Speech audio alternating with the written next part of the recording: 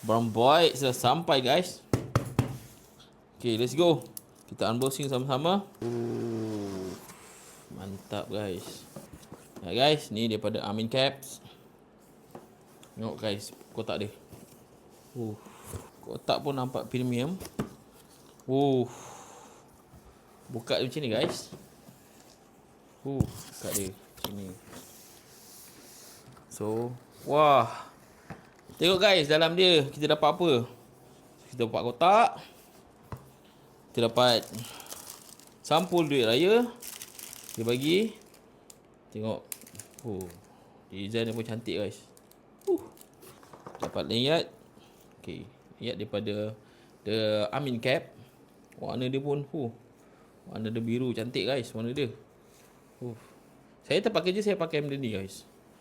Mantap guys warna biru dia. Kita dapat cap guys. Cap baru ni guys. Ni nampak guys. Macam diraja guys. Mantap dia punya design dia. So, kita buka guys. Dia bagi benda ni nampak. Mantap ni. Wah. Tengok guys. Dia punya material dia. Material dia baik. Nampak. Nampak guys. Nampak. Warna biru dia. Biru dia menyala guys. Dalam dia. Dalam dia. Dalam dia cantik guys dalam dia. Sangat tebal guys dia punya tepi dia ni. Lambang dia. Lambang dia timbul guys lambang dia. Tak. Alamak, auto handsome. Auto handsome. Auto handsome guys.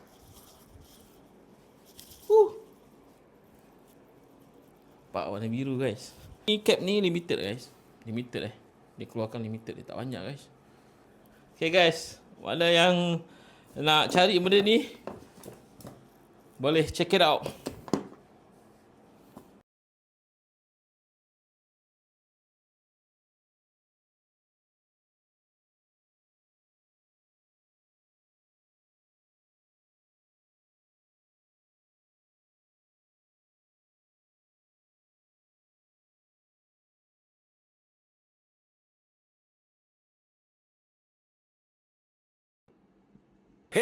Hey, mari berkawan dengan Alip. Mari berkawan dengan Alip. Hey, pergi ke pekan membeli jamu, singgah sebentar membeli rotan. Mari kawan, janganlah